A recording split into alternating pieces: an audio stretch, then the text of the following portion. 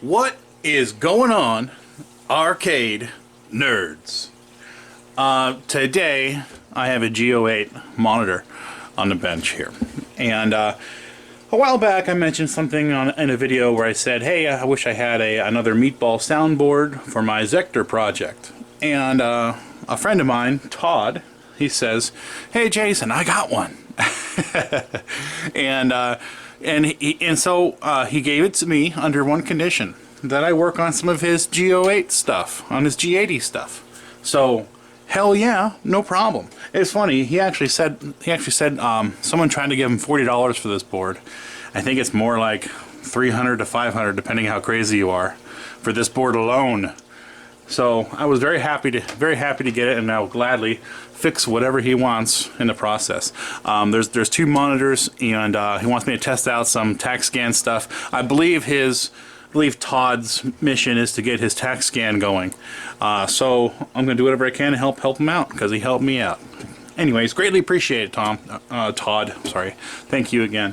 Okay, so what I'm going to do is I'm going to work on this monitor. Todd gave me a whole bunch of parts. He gave me damn near new parts for everything on the whole monitor. So what we're going to do is we're going to go ahead and shotgun this. You know, in general, I'm not too crazy about shotgunning parts on machines, but when it comes to the Sega G08 monitor, I am all for shotgunning this monitor. There are several weak links on this monitor, and replacing many of these components with better components is smart in the long run. That being said, for example, my tax scan, I never rebuilt a damn thing on my tax scan. It is working. It came from a warehouse working, well, almost working, and it has worked in my home for, geez, 4 years now. 2, 3, 4, I don't know, for years, and I haven't rebuilt it yet. So every time I turn on my tax scan, I'm kind of like, is it gonna break today? You know, so these can be dependable on their own stock, but we can make them even more dependable ourselves. Anyway, so what I'm going to do is I'm going to start taking this thing apart. First things first, let's take it all apart. Let's take everything off this chassis, metal frame here. And I'm going to skip through some of the boring parts, but I'm going to try to stick with you on some of the other things. I'm going to try not to skip through this video too much. Okay.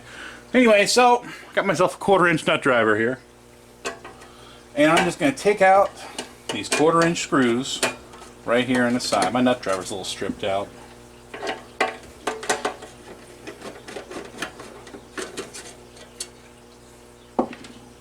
Yeah, the guy that sent me these monitors and all the parts and stuff, he is very meticulous and neat. I myself am not very neat. I'm very sloppy when it comes to stuff like that. So, Todd, when you get your stuff back, he like separated every little part in its own Ziploc bag and all that. Todd, I guarantee when you get all your parts back, they will not be as neat as when you gave them to me. But okay, so far I just removed the heatsink and the fan unit here. I'm going to set that aside. I'm going to get these 3 screws. I'm going to set them over here on a magnet. So I'm going to pull this guy. You know what? Just for giggles, I'm going to separate this, and I'm going to remove the high voltage. Geez, hopefully my 1/4-inch driver lasts on me. It's pretty stripped out. That's what you get when you buy Harbor Freight tools. It's a great tool if you use it once or twice. If you have a Harbor Freight tool and expect to use it for years to come, expect something else.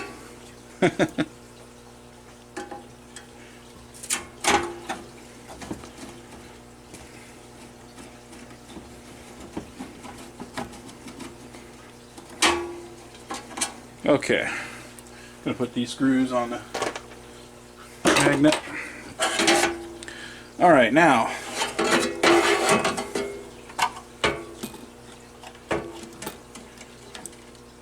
okay, I'm going to discharge it.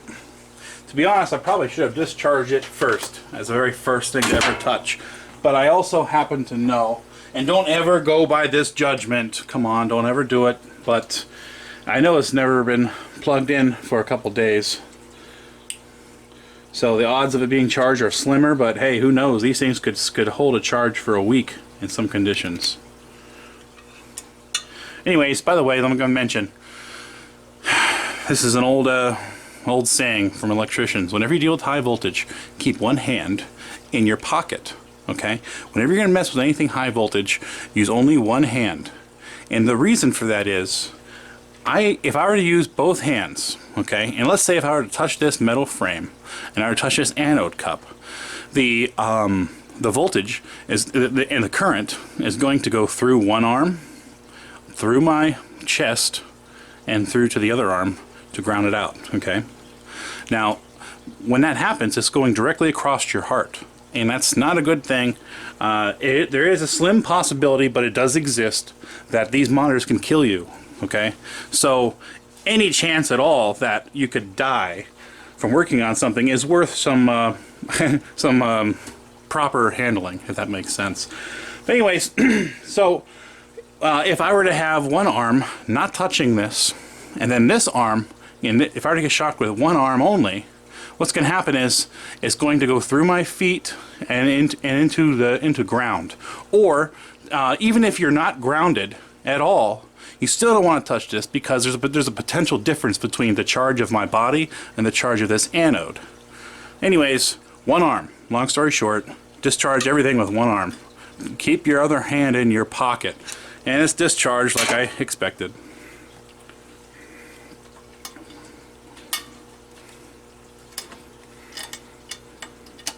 Okay, so that's set aside. What do I do with my 1/4 inch? Take this screw out here. We're going to throw this on the magnet.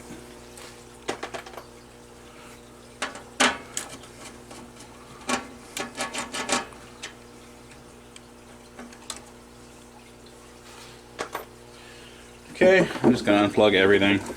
By the way, one thing that I'm noticing already is when I unplugged these transistors, these connections were very, very sloppy and loose. They just fell right out.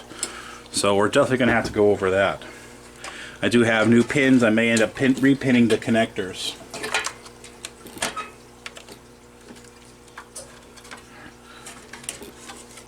Okay, so now everything is removed from the frame. So what I'm going to do is I'm going to get this frame the hell out of my way. I'll tell you a story. I used to work for a TV repair shop years ago, and this happened before I started working there. But one of the guys that worked there, he carried a monitor tube, a tube like this, and he fell onto the neck, and he ended up going to the hospital because it stabbed him in the chest. So that's always in my mind. Whenever you carry a tube, try to carry it this way, so the face is to your body. Also, the weight is closer to your body also, so it doesn't feel as heavy as before anyways.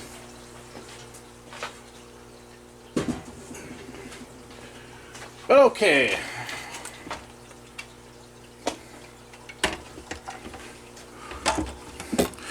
First thing I'm going to do is let's separate this, and I believe I have to desolder it.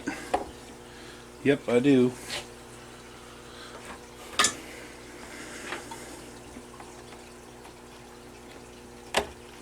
Okay, that just actually broke off. It was ready to go. Okay, let's set this aside.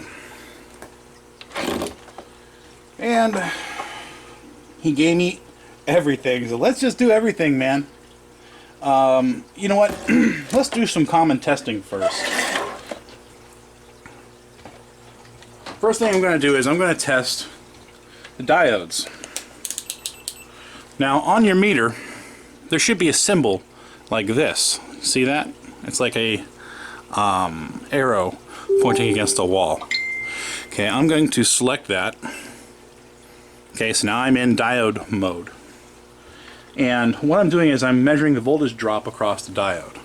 If my meter were to read 0, that means the diode is shorted out. If my meter were to read infinity, that means the diode is opened up.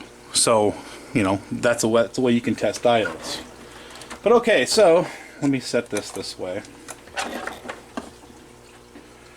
I'm going to go ahead and start testing. See, I have 0.45.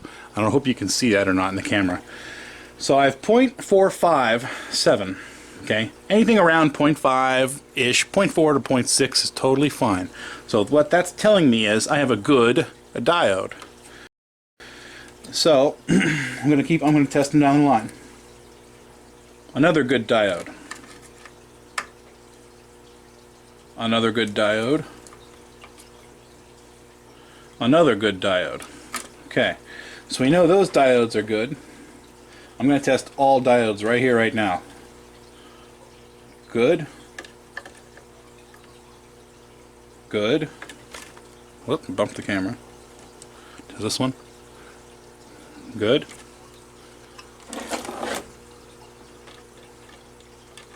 Should I zoom in? I don't know if that's any better. That's not so great, is it? Let's stay out. Okay.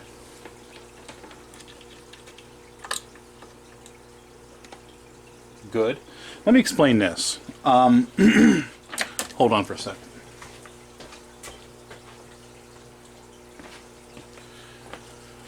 Here are some diodes. Okay. Now, if you notice, these diodes will have a mark on one side, one band. Okay. Now, when I'm testing these diodes, of course, I'm testing these in circuit, so it's not always accurate, but I'm going to trust it in this situation. But you want your black lead to go to the banded side, and you want your red lead to go to the non-banded side. See how that says 0.5? That's a good diode. Okay, obviously it's brand new. But on this chassis, some of the older diodes were different. Okay, now if you can notice here, I'm going to wipe this off a little bit. You can see this diode comes to a point, the casing, and this diode is a blunt edge. You want your black lead to go to the point and my red lead to go to the back side right here. Okay? Alright. I'm not going to test transistors because I'm going to pull all the transistors in this situation, so that's where we stand there. Okay. So what do we got? Let's just pull these caps out of the way.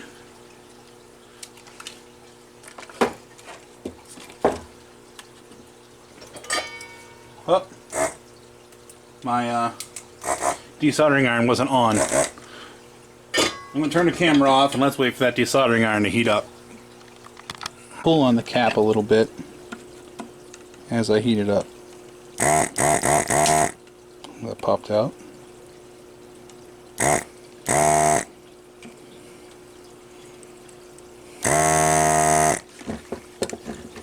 going to pull it that direction a little bit gently, and we got it out. Okay, so let me find the new capstick. You know what, I'm going to pull this out too. Let's pull that out.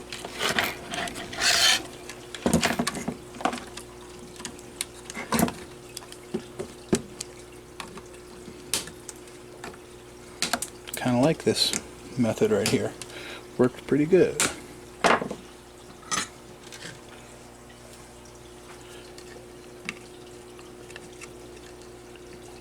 And the only reason I'm adding a little solder here is to kind of make a new oxide layer so the desoldering iron conducts the heat better.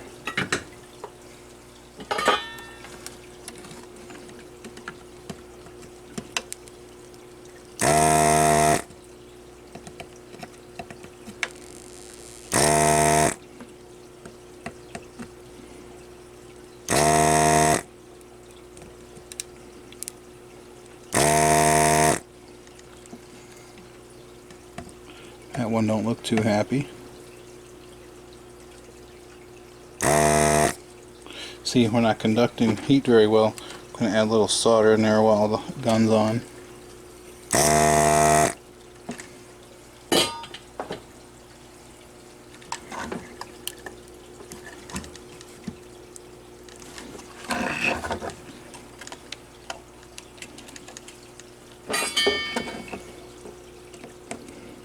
I'm going to try it. There we go. I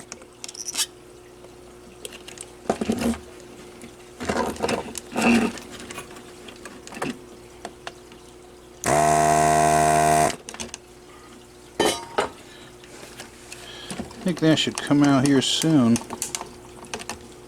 Okay. So those caps are out.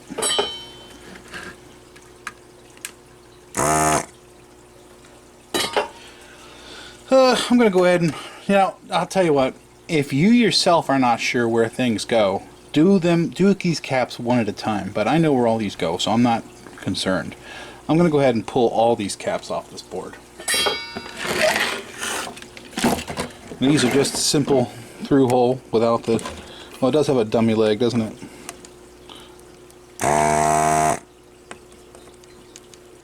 Okay, so to replace the two caps that we took off, they're both identical, they're both just like this.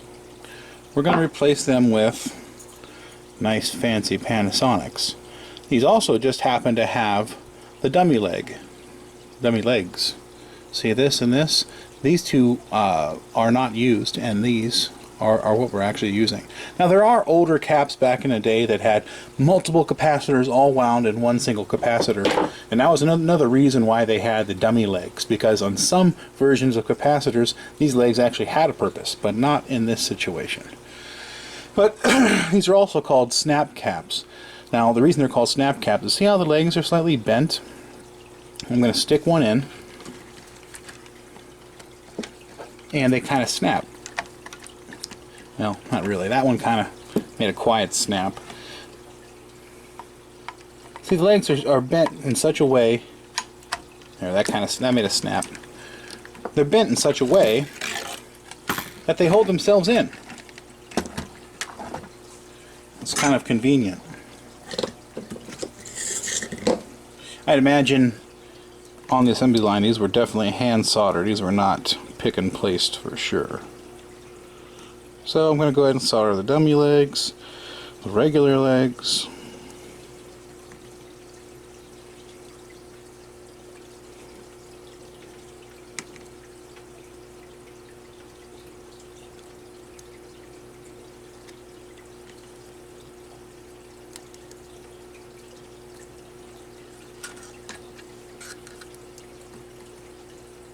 I'm running low on solder. I need to order more solder.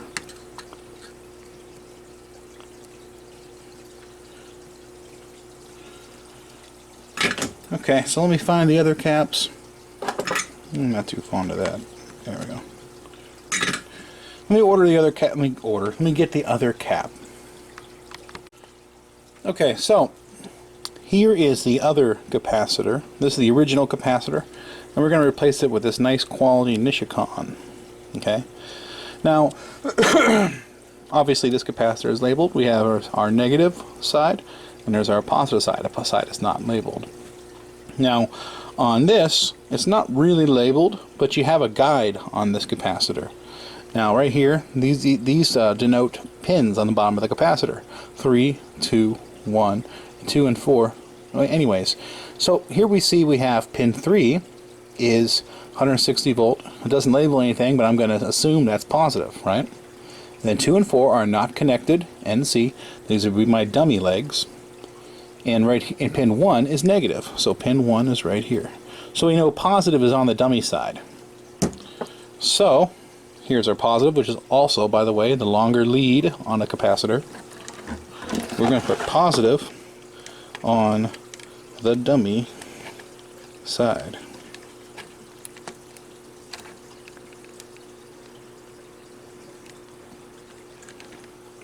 Like so. I'm going to bend these out so they hang. I'm going to look at the top, see if I like it that way. I do. Well, this isn't a perfect fit, but it is gonna work. Solder that on there. Solder that on there. I'm gonna go ahead and clip these off.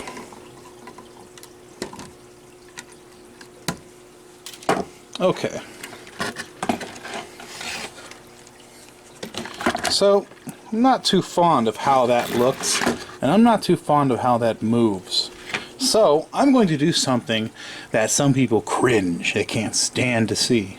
I'm going to put a dab of hot glue on this thing to keep it still. Some people are okay with hot glue. The factory is okay with hot glue. In fact, China is obsessed with hot glue when they assemble their electronics. But some people look at hot glue and they think it's hacky. But I'll tell you what, I would rather have this cap not move than wiggle itself and, you know. Anyway, so I'm going to grab some hot glue real quick. Okay, I got the hot glue gun heated up. I'm just going to put a little dab in this hole.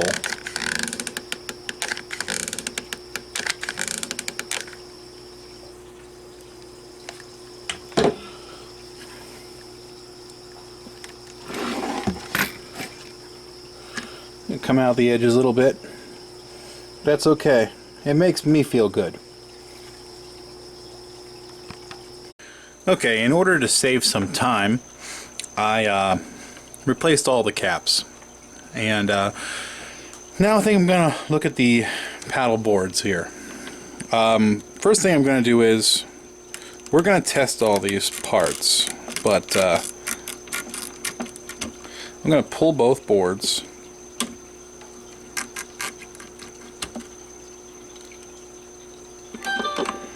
Okay, and I never did like these pins right here. And I'm going to replace them. Let me explain why. Okay, let me get a piece of paper here. These pins are round, okay? And once these plugs go in, there's a flat spring that touches it, okay? Now, if you have a flat area and it touches a round pin, you have a very small, that's supposed to be an arrow, you have a very small little section that actually makes contact. So what I'm going to do is, and a lot of current flows through these, okay? So what I'm going to do is I'm going to replace these with square pins. And these square pins will go against the flat spring and give a much larger contact area. So, first thing I'm going to do is I'm going to pull these and, hold on, let's flip this over.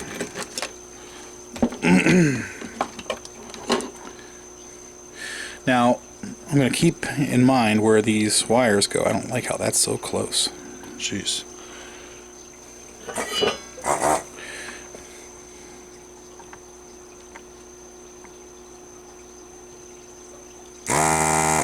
So I'm going to go ahead and desolder these. And I'll come back to you in a second. Okay, I put some new connectors here. I just soldered them in, and they're the square pins. Now you see how there's an excessive amount of solder right here on these? I'm totally okay with that. I would rather overdo it a little bit than underdo these. These get bent back and forth and they create cracks and what they call cold soldering joints. Now if you're unfamiliar with what a cold soldering joint really is, here's another one that let me see if I could show you. I'm going to try to zoom in. Okay, you see how this has a crack right there? This is actually common. This is the yoke coil connector, and you can see how it cracked. Now often heat will do that. In this situation it looks like heat did do that, but the heat will can actually melt the solder, and as the solder is melted, it'll create an oxide layer and not connect to itself anymore, if that makes sense. There's also a cold solder joint right here. I don't know if you can see it in the camera or not, but So I'm going to go ahead and pull this. I don't have to replace this. This isn't critical, but I am going to do it anyways. I'm going to put a brand new square pin on here. And let me desolder it. Let me get the camera out a little bit. Jeez.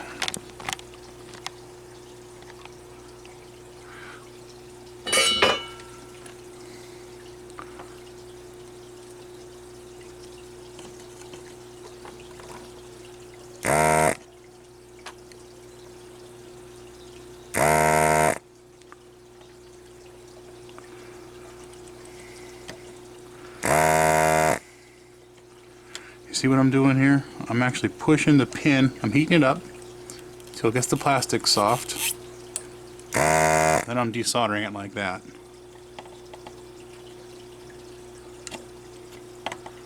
Let's get that plastic soft. Desolder.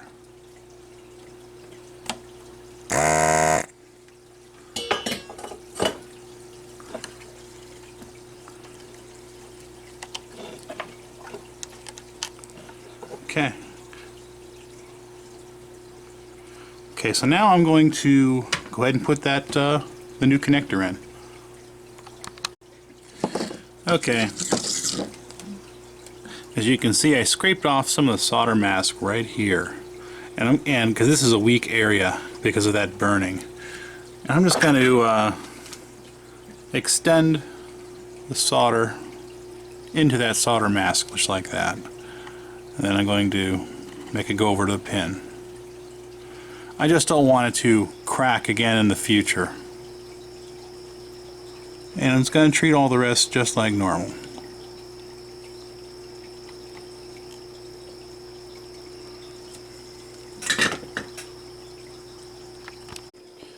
Okay, so those plugs are all in now.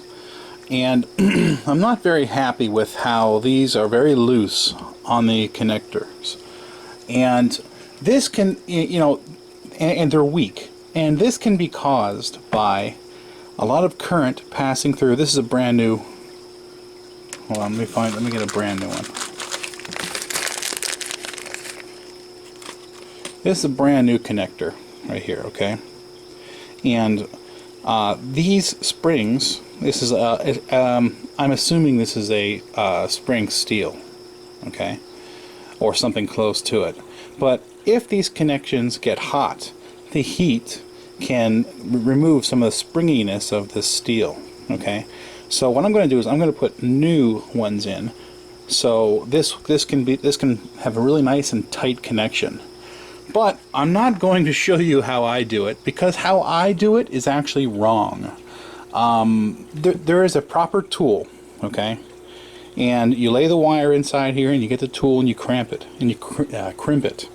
I do not have the correct tool, so I do it the incorrect way.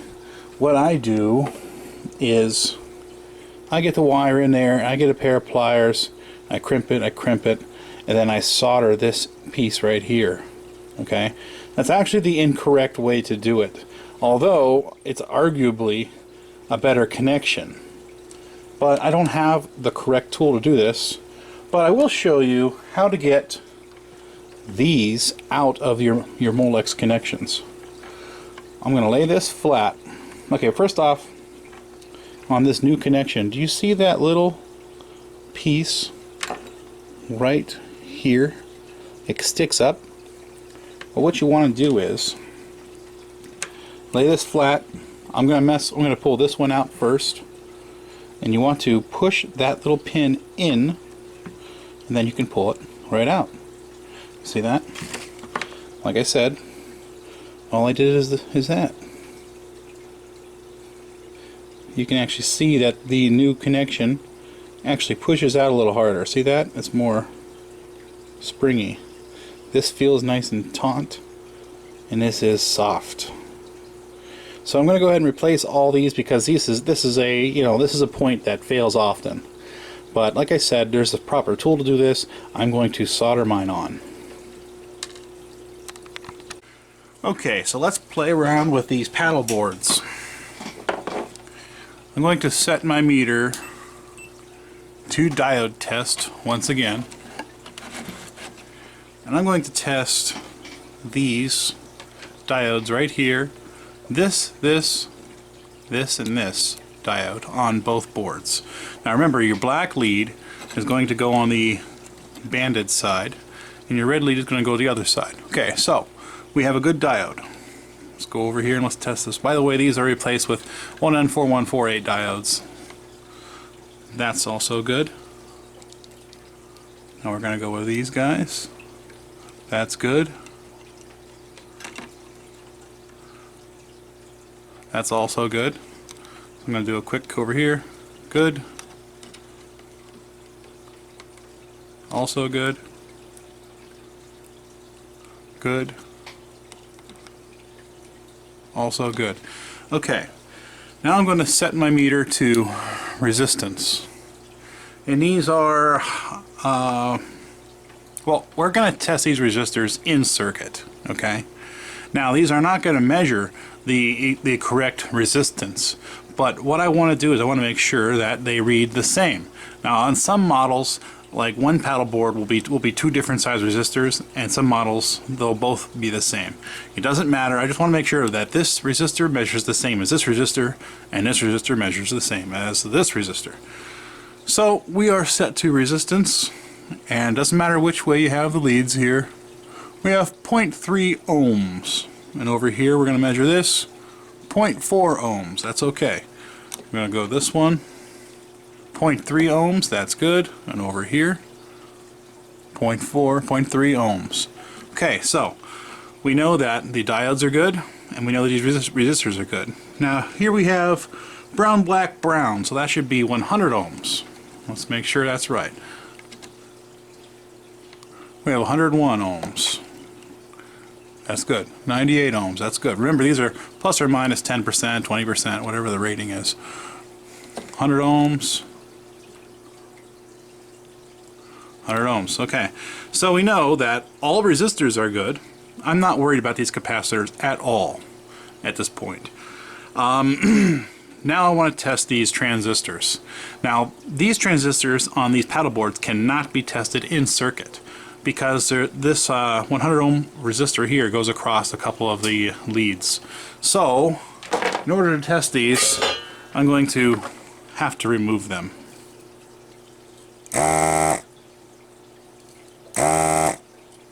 And by the way, these traces, they want to rip right out of this board, so you got to be careful on this paddle board.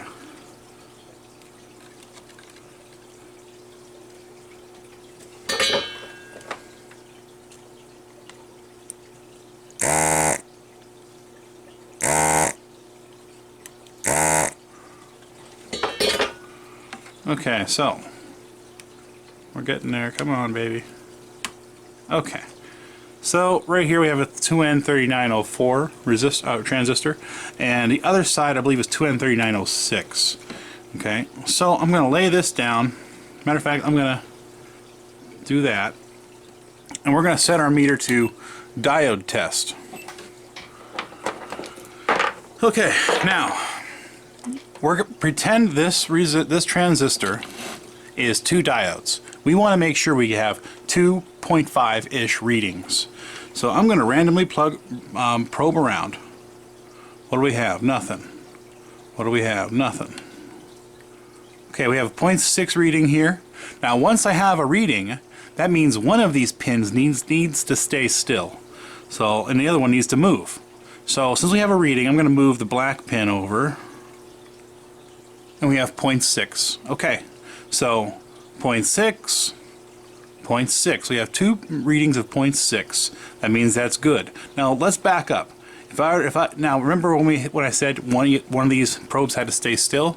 If I were to move the other probe, you see we have nothing. Okay? So long story short, randomly probe around. Find a reading. Now once you find that reading, one of these probes needs to stay still, and the other probe needs to find another pin, and that's how you'll know if this transistor is good.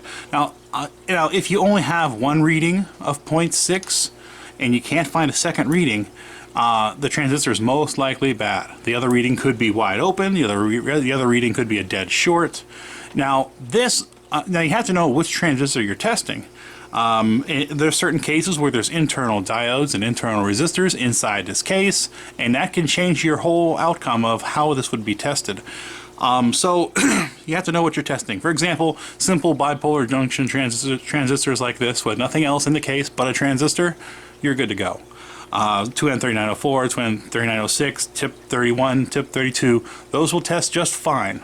But there is situations like, for example, the horizontal output transistor often will have extra stuff, BU406Ds that are in vector monitors that you can't test it this way. I mean, there's a few exceptions, but in general, most transistors can be tested this way, including these transistors. These can be tested with the same method right here. So I'm going to go ahead and test all these, and I'm going to put it all back together, and let's move on to the next thing. Okay, now the fuses look visually good, but I haven't actually tested them yet.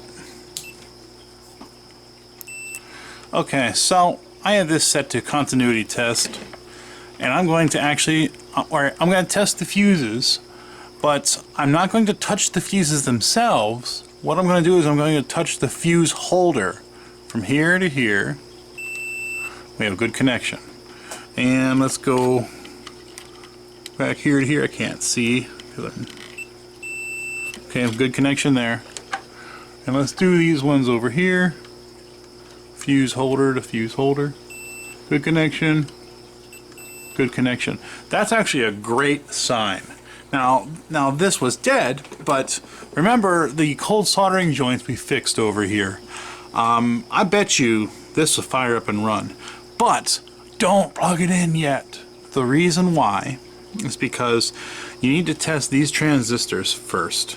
It's possible that was a weak link, and it's also possible that one of these transistors was still bad. Why do I say that? Well, it's possible that we had a bad transistor and it found the weak link and burned that before it burned the fuse. And it's also possible if one of these transistors is shorted out, it could short out the other transistors down the line.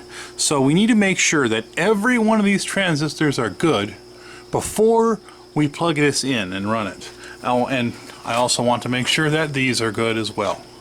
But so what I'm going to do is I'm just going to flip it over, and you can kind of see which ones are which. I'm going to switch my meter to diode test. Let me get this chair out of the way. And okay, right here's a transistor. We're going to test them in circuit now. 0.91, okay. 0.5, 0.5. Okay, that's likely a good transistor. We are testing this in circuit now. Now, if we ever do find any of these have an odd reading, what you want to do is you want to compare it to the exact opposite side. Let me explain. Okay. You don't have to look at the schematics all the time with this. And the reason why is because there's two deflection circuits here. One is for X deflection, one is for Y deflection. And this side is identical to this side. So what I'm going to do is I'm going to test every single transistor, and if I see anything that reads funny in circuit, I can compare it to the other transistor on the other side. Now this does not always work, but it's a very, very good rule of thumb just to verify the odds, because the odds are very slim that we have the same exact problem on both sides if we were to run into any problems. So I'm going to go ahead and test that. But you know what, while the camera's running, let's just get this out of the way. Let me go with these guys. And where'd my 1/4 inch go? There we go. I'm going to pull this out. Take the fan out.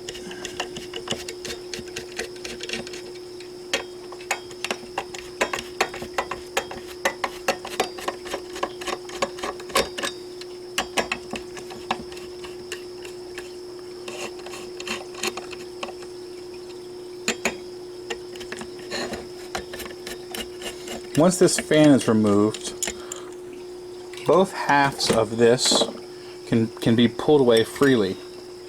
Okay? And it doesn't matter if you get these mixed up, because they're both wired. These wires are wired exactly the same way. But you need to make sure that they both reach when they're in the chassis. You see what I'm saying? So if it doesn't reach, you can flip it over or whatever. Does that make sense? Okay. So, the guy I got this from, hold on. Let me dig through the parts here. He got brand new transistor sockets. So, I'm going to put his brand new transistor sockets in. Now, there are resistors. There's a resistor right here, and a resistor right here. We need to make sure they go in the exact same spot. Now, is this necessary to put these in? Probably not, but sometimes, especially on the Wells Gardner 6100s, sometimes these do fail. And often, myself, what I do when these fail is, here, let me grab a transistor so I can explain here.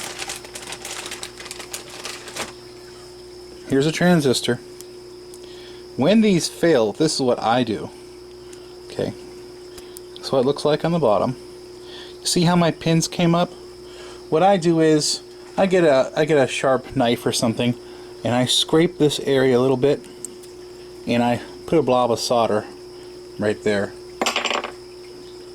Or I will squeeze these or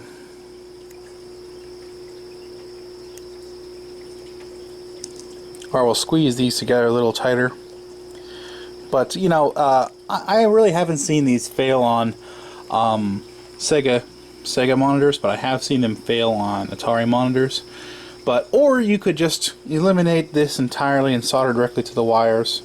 You know, that's kind of the half-assed way, but to be honest, it's probably a better connection than the original socket. So, you know.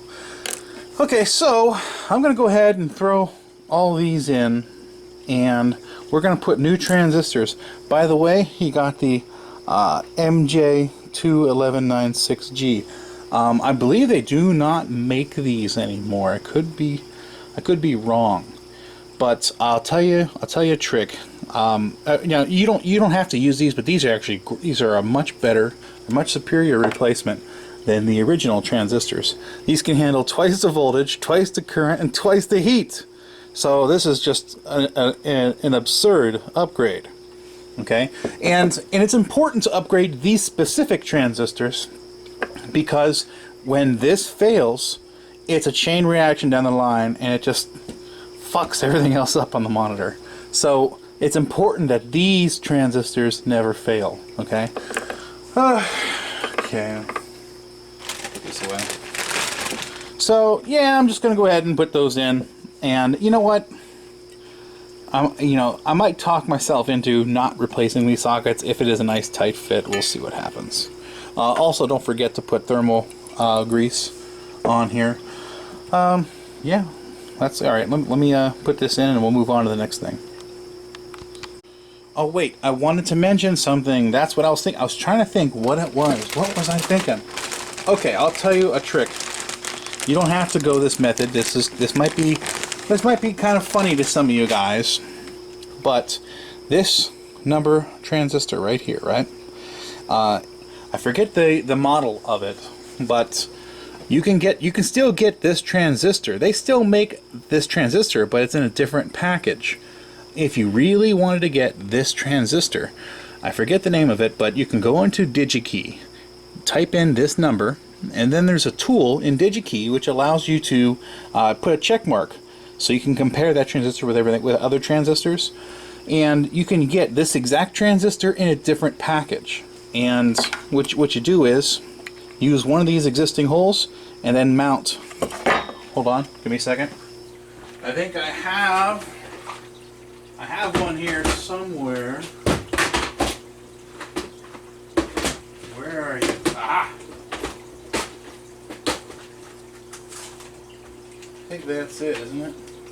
Nope.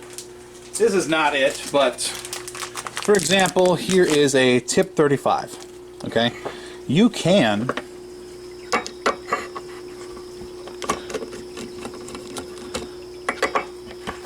remove this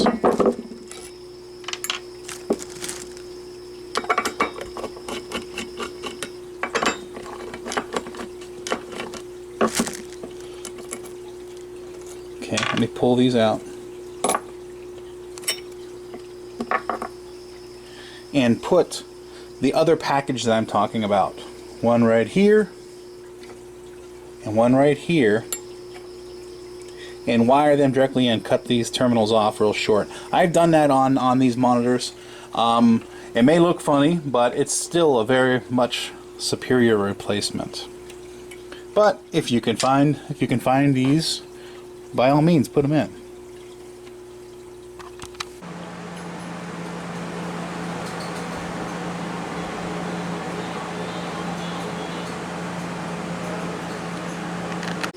You know, it was a little loose in the socket, so I went ahead and decided to replace the sockets, and I'll probably just replace all of these. And yes, I could have pinched these together a little bit or soldered them on, but you know what? Let's just do it right, and let's just put the new sockets in. I wanted to mention something. I'm going to set this meter to continuity test. Is it already there? Hold on. Select. Okay, now we're on continuity test. Okay, so what we need to do is we need to make sure that none of these wires are touching the chassis. Okay, so first off, let's go with the top. We have no continuity, right? We have no continuity. Okay, so I'm going to go ahead and ground this side to the metal frame. I'm going to touch this guy. No continuity. No continuity. And we're going to try these two pins. No continuity. No continuity. Okay, now, why do we do that? Well, it is possible. It's a little harder with these type, but it is possible when you mount these that they might slide around and a pin could touch the case. And if that is the case, it will blow a fuse immediately and possibly blow your transistors the second you turn on the game. Also, make sure, alright, you see these bolts, don't over tighten these. It is also possible to ruin the transistor by over tightening these. And it's also possible to ruin your sockets by over tightening these. So do not over tighten these. They just need to be a little snug. Don't go crazy and crank at it. And yeah, so let's move on to the next thing. Okay, so I'm going to reassemble this. Keep in mind where your screw holes are, because we know that's going to mount to the side of this. So then we know the fan needs to go this way. And if you mount the fan this way, the cord could be too short. So I'll mount it this way, because this is where the side of the chassis is going to be. But let me screw this in, and let me mention a modification that some people do, and let me tell you why I don't do it.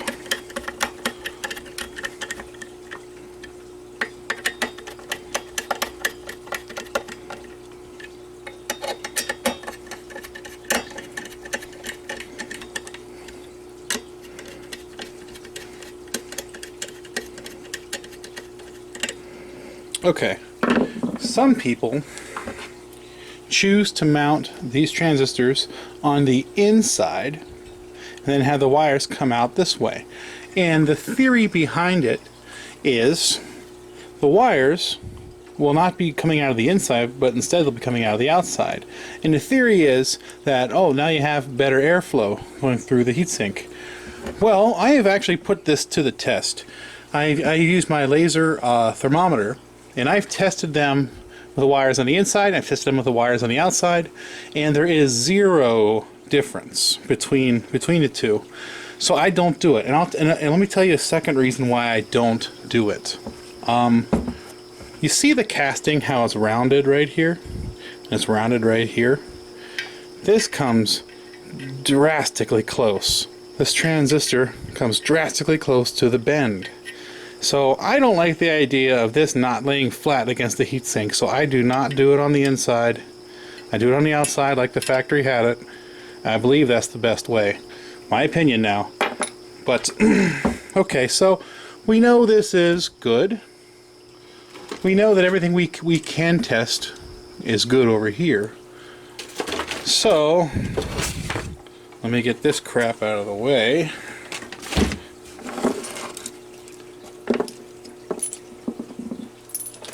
And let's screw with this. Now, what I'm going to do is I'm just going to do some quick testing, just like I showed you some with the transistors. I'm gonna make it quick. I'm gonna do a quick cap kit, and we're just gonna put it together and we're gonna test it. But you gotta take this piece of sheet metal out.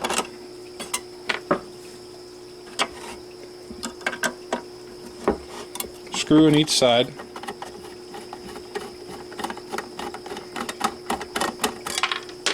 Oh, over here. Screw on top. Now, a huge disaster would be if this flyback has failed. Why? Because they don't make it anymore. Luckily, kind of like the Wells Gardner 4600, the original flybacks were pretty good and they didn't really fail very often. So thank God for that. But if you do run into a situation where this flyback has failed, they don't make it anymore. So as of yet, no one has made a reproduction high voltage unit for this, although I know some hacks of how you can use a substitution, but I won't get into that in this video. But okay, so let me replace the electrolytics on this, and I'll do some general transistor testing, and let's reassemble it. And I'll probably also, I'm going to test the potentiometer here. We're going to test, I'm just going to test for continuity between the potentiometers, make sure the wipers are still touching. I'm not going to move the potentiometers, but I'm going to test them and, test around, and, we'll see what happens. And then we'll reassemble. Okay, all the caps are replaced, the electrolytics. And I wanted to talk about something real quick. No different than on the deflection board, we have another point that often goes bad, and these are bad. I don't know if I can pick it up in the camera or not, but we have cold soldering joints once again. So I'm just going to go ahead and reflow them. Now, depending on the severity of the cold soldering joint, I just dropped my damn desoldering iron on the floor.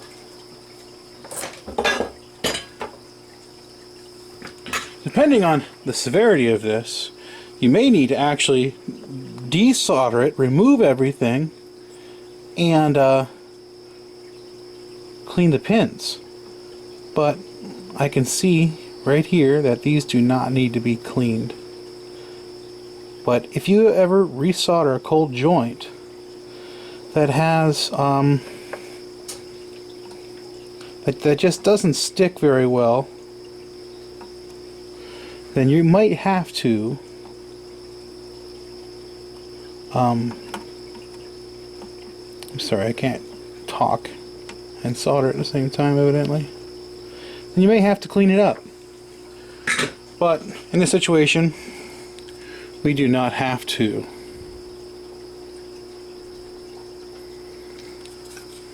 But yeah, if you ever like reflow it and it makes like a bubble, kind of like this, but way worse, you may need to actually take that pin out and clean it or replace the pins.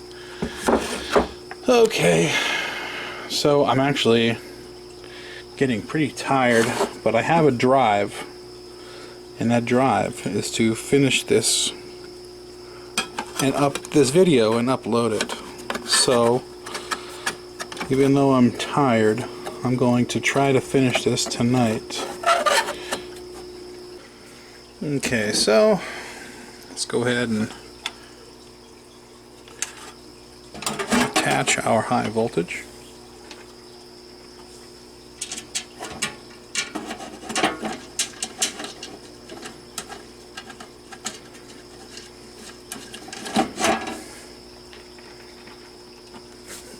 Oh shit, there we go. Oh, I lost it. You know, the older and fatter I get, when I drop a screw or something, it's more of a big deal having to bend over.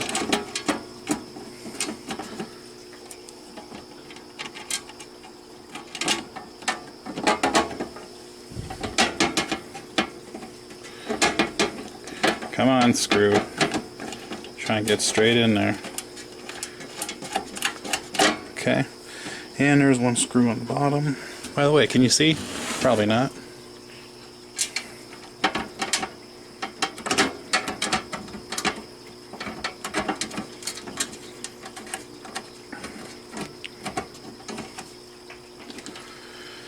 Okay.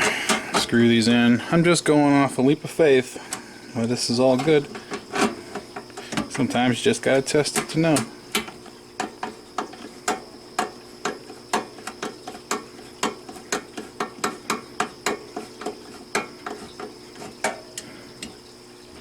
Okay, so the tube was discharged before, but just so I show you proper procedure, let's just go ahead and go through the motions of discharging again.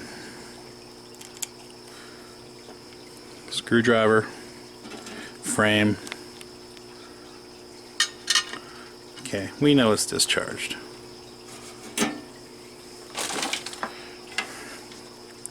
Now, I don't know if any of you have done this before, but here's an easy way to do it. Bend it back like this. You see how they're like hooks? Get one hook in, then get one hook in, then squeeze them together a little bit, and get the other hook like that.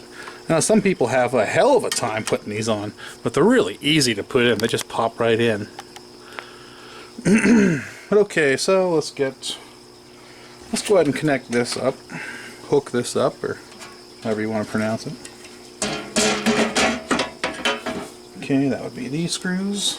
One of these screws was missing when I took it apart, so that's fine.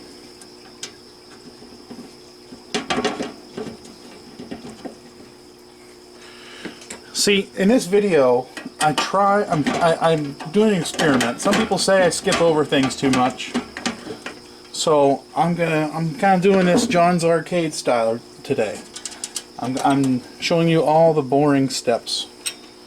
Tell me if you like it or not. Or do you want me to skip over the normal, you know, boring stuff? I mean, I'm skipping over some of the boring stuff. Okay, I got 2 screws in.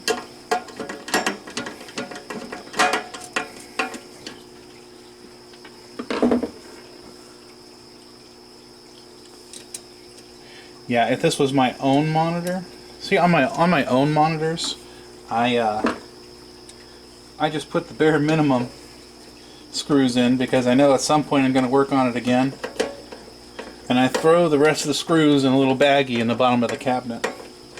For example, like on a 6100, I never put the side screws in on the high voltage. I never put them in. I just put the two bottom ones in down here and here. That way I don't have to pull the whole damn monitor or like break my hand, you know, to get into the side screws. Okay, so here's this. The first thing I'm going to plug in is a Gauss cable. Okay, we got it just sitting there. Now let me zoom in, let me show you the Gauss cable. Of course, this is in the way. Now, you see this plug right here? We're going to plug it in right here. You know, one of my biggest pet peeves is when people say Gauss. It's not Gauss. Stop pronouncing it Gauss. It's the proper pronunciation is Gauss. I've gotten into arguments with people over this, and it's like, oh, you know, because the majority of the arcade people, the population of arcade people, pronounce it Gauss, and it's just incorrect. But okay, my battery's dying, so let me charge it up a little bit, and I'll just stop right here, and we'll restart in a few minutes. Okay, we charged up for a little bit. So I'm gonna slide this in. Hey, this damn camera sucks. Well, it was okay when it was new, I guess, but I've had to fix the USB port on it. Why won't that go in? There we go. And it loses data. It's constantly I had to scrap probably 10 different videos because this stupid camera. Where'd I put that screw? Here we go. Because the stupid camera loses data randomly. Battery doesn't hold a charge. I don't know, it just pisses me off. I was debating on going back to the cell phone. The cell phone camera actually isn't too bad with still images, but if you do a lot of moving, it's, you know, it's kind of crappy. But, you know, there's ways. I mean, I could make sure I don't move so much. Yeah, and the mount on the camera is broken. Here, look at this. See all that wiggle? I have to, like, it's all wiggle. Tell you what though, this camera has, me and this camera have been through a lot. Anyways, okay, we're plugging in the yoke coil.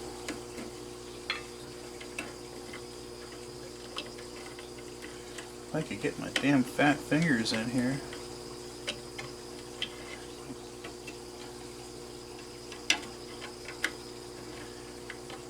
Are you kidding me? There we go. Okay. Oh, and I need to solder in the focus wire. So what I'm going to do is I'm going to lay some solder on pretty heavy here. I'm going to lay some solder on pretty heavy here. Back of the focus block. And let's heat them both up till they stick.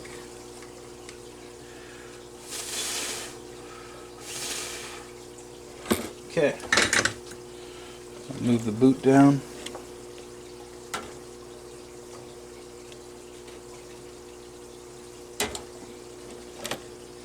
Okay, and remember to ground this.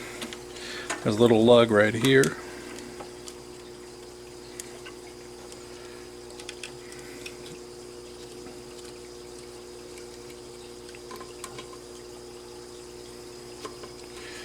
Okay. Oh, you know, something I want to mention with the 6100 and with this, and you know, with this tube, this socket right here, the focus pin right here often gets bent, and often people will say, "Oh man, it can't focus."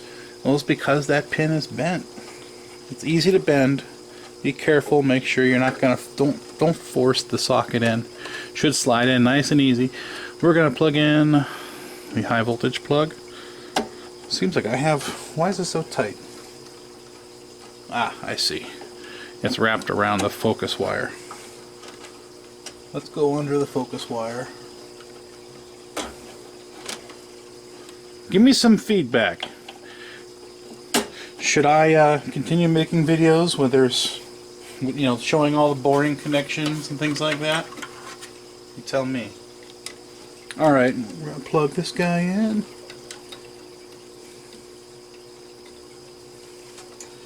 Plug this guy in. Okay, one thing I want to mention is these cards, you could plug them in a hair to the left, a hair to the right. You need to make sure that all the pins are connected square. In other words, you can connect them over one way this way, and if so, you'll fry everything all over again. You'll start back to square one. Okay, so I'm going to go over here. We're going to connect the fan. Okay, bump the camera. So let's go upstairs to my Zector build. Let's test this out. I'm going to have to put back put the card cage back in and everything. Anyways, let's test it out and see if we get lucky. Oh, by the way, after this video, I don't know, do a second video of a whole nother monitor, another G08. And that one has some blown fuses and some burn marks on it, so that one's probably going to be more of a pain in the ass. And you may ask, hey, why didn't I change these transistors in here? Well, because they test good. Yes, you can replace them anyways, but I mean, honestly, I don't see an advantage to it. If I leave, as long as these transistors here don't fail, then these aren't going to fail under normal conditions down here. But if they do fail, there are superior replacements for these transistors down here, and maybe we'll get into that if I do the other G08 video. Okay, so let's turn the camera off. Okay, I took it upstairs, I threw it in my Zector cabinet, and 0 deflection, 0 high voltage. Now, of course, the way this high voltage works is it switches on the power when there's deflection present. Unlike an Atari monitor, which has a spot killer circuit, this kind of has a high voltage shutdown circuit if there is no deflection. So I did not hear any chatter, but on the other hand, I did not see anything fry or smoke or whatever. So, you know, it passed the smoke test, I suppose you could say. But to be with all honesty, I don't even know if my Zector setup is even working properly to even put an output to this. Even though I know my cage works, I don't know what's all going on with the harness, if the power supply is any good, and so on. So what I'm probably going to do is I'm going to take out that wooden board from my Zector with all the parts mounted on it, and I'm going to set it up down here as a test rig. And we'll go ahead and test this on the bench, and that way I'm right here next to the scope, so I can check if I do indeed have deflection output, or you know, XY output and so on, and you know, let's see where we go from there. Okay, so I have the card cage and so on set up here as a temporary test rig, and I have the monitor back down here. Right here I have my scope in XY mode, and let me show you an issue. I believe we have two issues right now. Oh, by the way, this did indeed not work when I had it upstairs, but now it does work. I didn't realize I had the wrong ROM on the CPU to match the security bypass chips that I put on this ROM board. Anyways, doesn't matter. Anyway, so now it does work. It is playing Zector, and I can verify that on the scope. But we have an issue. Oh, I believe we have two issues. What I've done here is I've connected a probe to R620 and another one to R720. Those are going to my scope, like here. My ground is the chassis frame, and let me show you what happens on screen.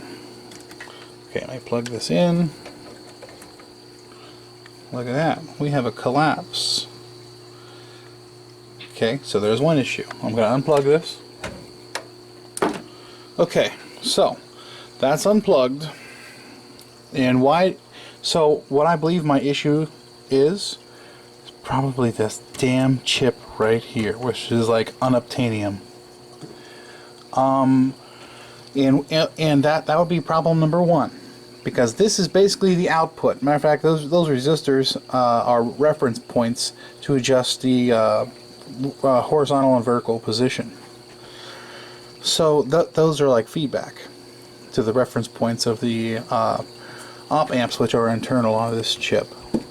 So that's problem number one. Problem number two is, since we do have deflection feeding into this transistor over here, the base of the other transistor, but not the other, you know, if that makes sense, and we did not see the high voltage turn on, That means we either have a problem with our high voltage, or we still have an existing problem with the deflection side. So, kind of sucks. What I think I'm going to do is, I'm going to pull, this one I'm going to do first. First, I'm going to test some of these transistors out of circuit. I already tested them in circuit, and they all tested good, but that's not always the answer. I'm going to have to pull these out, test them outside of circuit, just to verify, just for shits and giggles. And one thing I haven't done is test all of the resistors. I'm going to go ahead and test all the resistors. I'm kind of see, either this chip is bad on one channel, or there's something over here holding it down. And unfortunately, I'm really thinking this chip is bad. And I've had some thoughts in the past on how to bypass this chip. So if push comes to shove, I will bypass this chip and make a little daughter board of my own just to make it work. So yeah, that's about where we're at. I guess yeah, let's just start testing shit. They're back apart again. Okay, what I've done as a test, just to verify if this chip is... Oh, by the way, before you talk about this, I removed Q700 and Q600 just to test outside of circuit, just in case the base was shorted and it was holding it down. Anyways, both those transistors are good, and I decided to screw the rest because I'm almost positive the rest of this is good. Anyways, so I removed this chip right here, and I ran two thin wires, wrapping wire, from horizontal and vertical directly to the bases of Q700 and Q600. Okay, so what that effectively does is bypass this chip entirely, but that means I lose horizontal center, I lose vertical center, I lose height, I lose width. Okay, so I lose these options, but this is a temporary test. So let me set this chip aside, and I still have these probes connected to my scope. So check this out. I'm going to plug it in. I have a picture down there, like I'm supposed to. Can you hear that? Can you hear the chatter? So now we have chatter. And I tested both sides of the yoke. We do indeed have X, and we do indeed have Y. So the deflection circuit is working properly, but we have no high voltage. So what I'm going to end up doing is I'm going to design some sort of circuit that will bypass this and still give me all the proper controls that I need, and I will see what's going on with that, unless somehow one of these falls out of my ass. I mean, I don't know, they don't make this anymore, and these are unobtainium. So like I said, I'm just gonna modify this to work without it. Okay, let me show you what I'm up to now. Okay, do you see how I have my scope probe connected to the base of this 3906 transistor? Well, let me explain how this works. The way this high voltage works is you have two sense wires, one for X, one for Y, and they are pin 1 and 2, okay? And they go into this chip, which is an oscillator and a switch, all built in one, okay? And what happens is, if there's some activity on X or Y, it'll go ahead and switch this oscillator on, and the oscillator runs through like a triple Darlington circuit, which, so in other words, it's transistors connected to transistors, so it has enough current to power this big flyback. Okay, well, this is the beginning of the stage. This is actually the output of this chip going to the base of this transistor, and that would be pin 8. Well, right here we have the scope, and I'm going to, so in other words, let me move this away, use the other hand. In other words, we're supposed to get a frequency coming out of that. Okay, now I'm going to plug it in. It's stuck high. Okay, I'm going to unplug it. Okay, so since it's stuck high, that means it was able to read the X and Y, but unfortunately the oscillator itself has failed, built into this chip. So I'm gonna have to, son of a, you know, anyways, I'm gonna probe around a little bit. I'm gonna look at the schematics, but I have a good hunch that this high voltage chip is bad. So, worst case scenario, if I can't source this chip, I'll build a analog switch with a 555 timer and bypass all this bull crap too. But hopefully I can dig through some parts, and I think I might have that chip.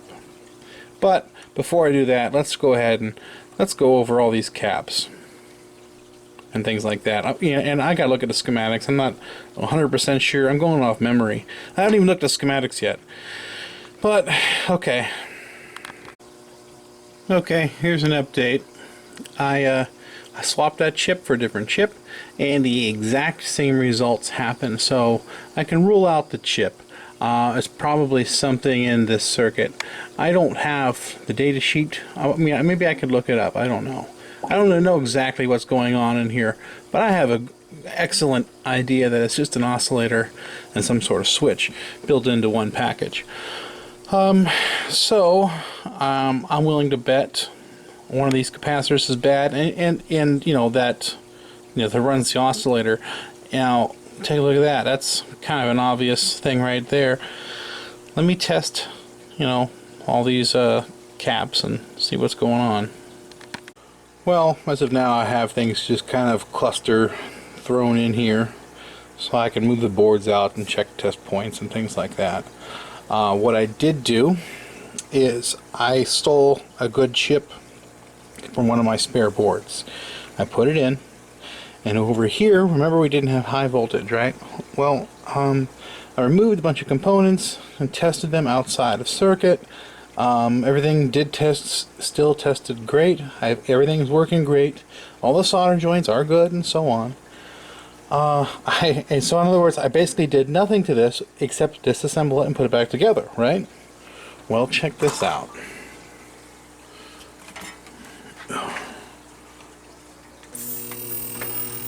Did you hear that high voltage? Fans running. And look at that, buddy. We have one quadrant working. So, that's excellent, excellent news. But we still have an issue. We have, at the very least, 1, 2 bad connections somewhere. I did test these transistors, so I know it's not the transistors. It must be some sort of connection.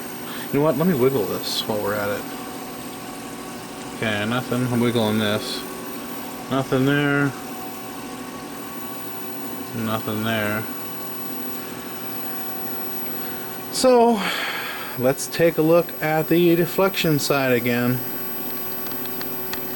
Okay, so as a quick test, what I'm going to do is I'm going to swap this plug and this plug. Okay, we're going to pull that. We're going to pull that.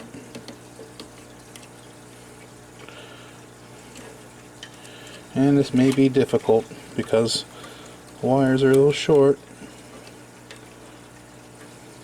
The reason I'm swapping these is so we can move this in. I'm going to readjust this board so I can plug this in. The reason we're swapping these is so we can verify if for some reason any of these new transistors have failed, or maybe I installed them improperly, who knows. So these are electrically wired the same way. We're just going to swap these, and let's, you know, turn it on and see what happens. Okay, we are swapped, and check it out. It's on the other side now. Get the hell out of here, man. I think we need to take another look at this. Okay, just as a quick experiment, I put this heatsink transistor fan deal on this monitor. This was just something I was laying in the bin. Like I said before, I'm not a huge fan of putting the transistors on backwards like this, but it doesn't hurt if they're already there, I suppose. I'm gonna leave it be. So let's plug it in. I have a good feeling. Please don't fry. Okay.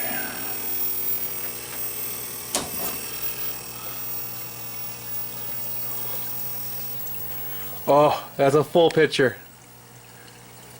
Beautiful. Oh my God. Awesome. Well, that was my journey. Your miles may vary.